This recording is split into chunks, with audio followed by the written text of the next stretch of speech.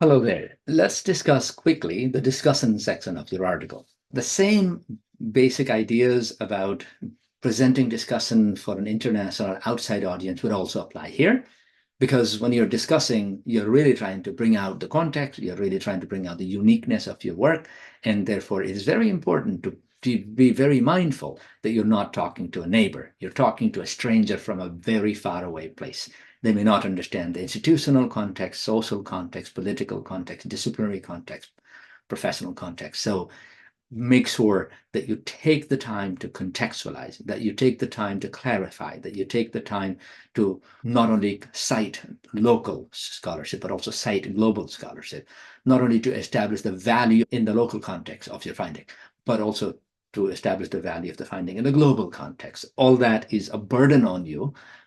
Don't think that it is a problem. It is also a responsibility. And don't think it's your problem. It's also a problem the other person is facing. Unfortunately, the other person has the gatekeeping power of stopping us, and therefore we have this additional burden to clarify our findings from the outside for international global north dominant spaces. Let's look at it in more detail. When you're drafting, there are some key elements and there are some strategies. Let's start with the purpose. The purpose of the discussion section is to interpret the finding, to give meaning, to make sense, to show purpose, to show value. Of course, you did a little bit of that broadly in the introduction, where you showed the value of the study itself. But when you get to the discussion, you're really trying to show the value of the findings, the significance of the findings. Discussion is basically an extension of the finding: elaboration, interpretation, contextualization, meaning making, purpose showing.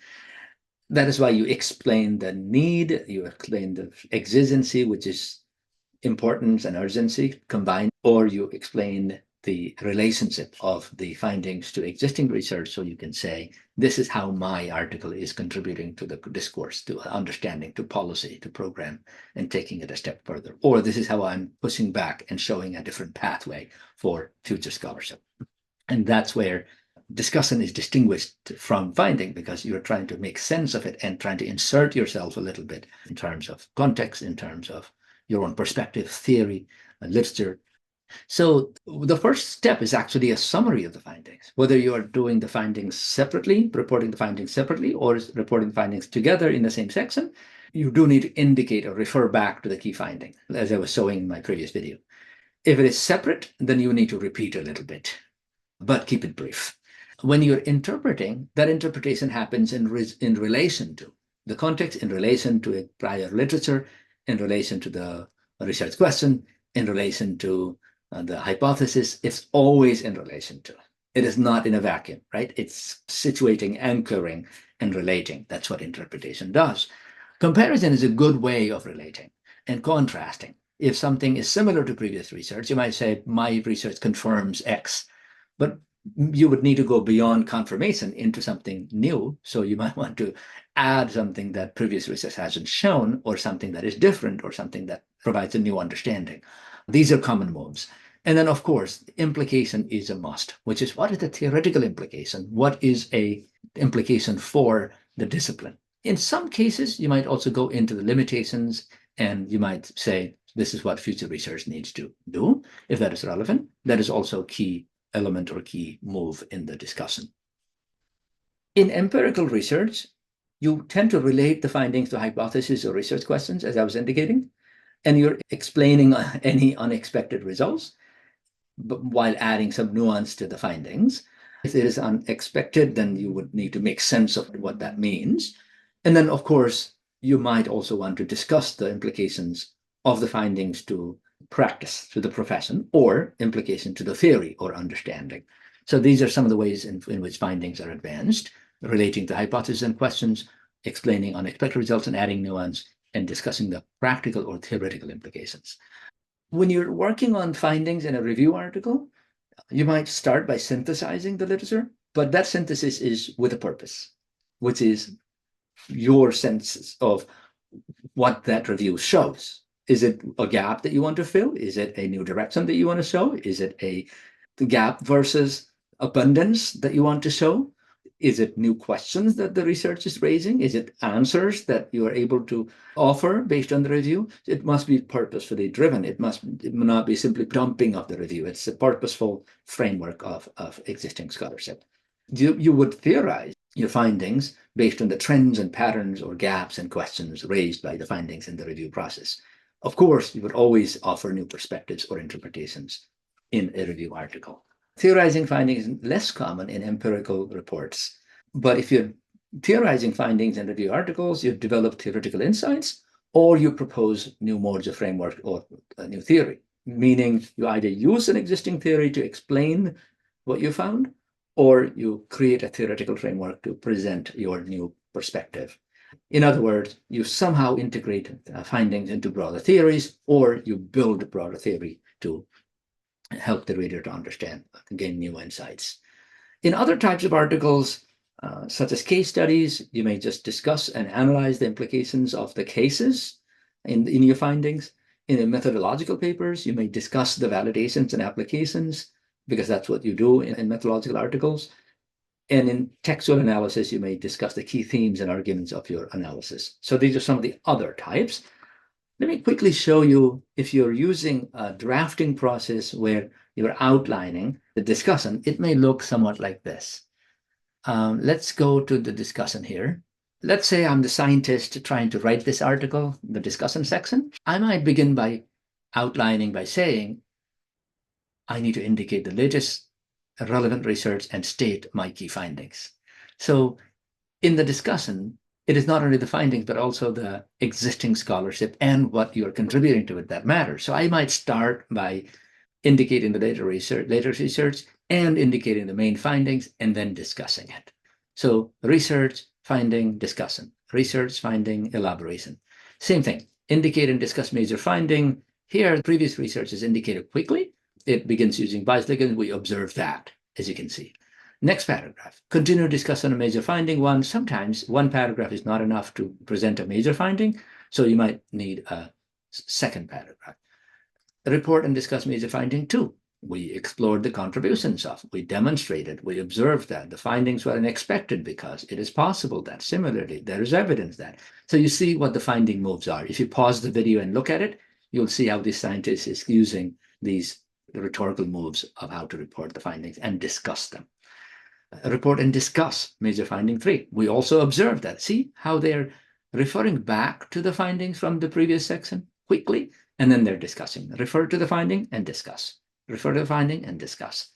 All right, hopefully that is adequate there. One thing that I must add here is that most of the times, whether empirical or especially if it is theoretical or review, in the discussion, we always engage existing literature. And that engagement is not simply citing sources in correct manner, and the spellings and grammar and quotations and page numbers and year, whatnot. That is necessary, but not enough. The real deal of engaging the literature in the discussion of your research article is the rhetorical engagement of the source. So don't quote and run. It needs to be rhetorically purposeful. You make your findings clear, and then you make your interpretation of the finding, and then you bring a research resource, a scholarly reference, and then you discuss that reference in relation to your finding, and then you end with your own key point in that paragraph. So it's really an integration of 3 or 4 different elements that go into the discussion. Set up your context, introduce the main idea, bring in quotations. This main idea is really the finding, and then use the quotation to discuss the findings, return to your key idea and reinforce it. And there's also a third dimension of engaging sources, not only mechanical and rhetorical, but also ethical, meaning you need to make it transparent to the reader what sources you are drawing in order to discuss your findings. So they need to know the context of study, the findings of the study, or the theoretical points of the study, or the summary of that study. Make sure that the readers who are reading the citation understand the citation in your context. So it is important to take 1 or 2 sentences to really bring in the big idea before you can bring in the small idea. I'm not saying all the time, but your major sources to discuss your major findings should take multiple steps in establishing the context of your research, in the context of other people's research, and the discussion in your research. So avoid misrepresentation, avoid rushing, try to bring the complexity of the source into your article and make your boundaries clear. So don't mix your ideas with other people's ideas. And here's an example. If you pause the video and look at this carefully, this is a student writing, but it's really done well. In addition, so that means transitioning from the previous paragraph, like connecting paragraph to paragraph. Global outsourcing has made a number of benefits to us as Americans. So the student states his own argument. Without stating your finding or your argument, the paragraph does not make a lot of sense. This is a review article, so the student is now using entire 6 sentences here to introduce the source, the reference, and then gradually introducing the author and the title, and then the summary, and then the student introduces particular quotations, and then the student goes on to discuss, and then discuss, and then discuss.